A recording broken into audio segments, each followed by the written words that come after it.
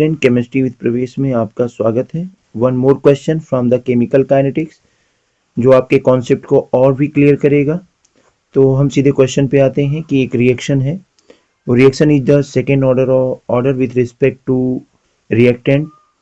How is the rate of reaction affected यदि concentration of the reactant double या reduce to half. तो इसमें कहने का सीधा सा मतलब है कि इस तरीके के क्वेश्चन दिए जाते हैं कि कोई रिएक्टेंट मान लीजिए ए है और वो क्या हो रहा है, बी में कन्वर्ट हो रहा है।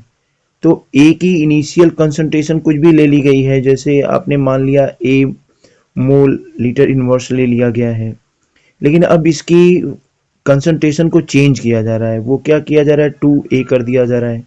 तो इससे बी के फॉर्मेशन पर क्या दिखाई देगा। और ये भी दिया गया है कि इसके सेकेंड पार्ट में कि इनिशियल कंसंट्रेशन की हमने कंसंट्रेशन हाफ कर दी है, 1/2A ली है, तो फिर इससे जो रेट ऑफ रिएक्शन है उस पर क्या असर पड़ेगा। ठीक है, तो हम इसके सोल्यूशन पे आते हैं।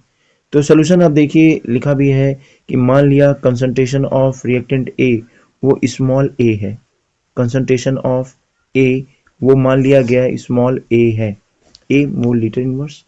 तो रेट ऑफ रिएक्शन, चूंकि ये सेकंड ऑर्डर ऑफ काइनेटिक्स का इसीलिए लिखा गया है कि rate of reaction equal to K concentration A raise to power 2 concentration A को हम ए से रिप्लेस कर सकते हैं।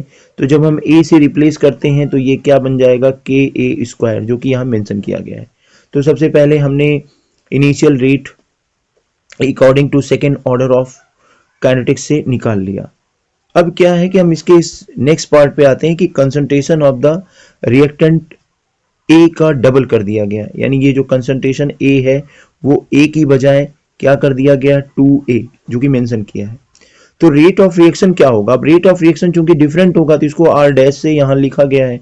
तो यहां पे हम क्या करेंगे, K लेंगे, लेकिन A की जगह हम 2A का स्क्वायर कर देंगे।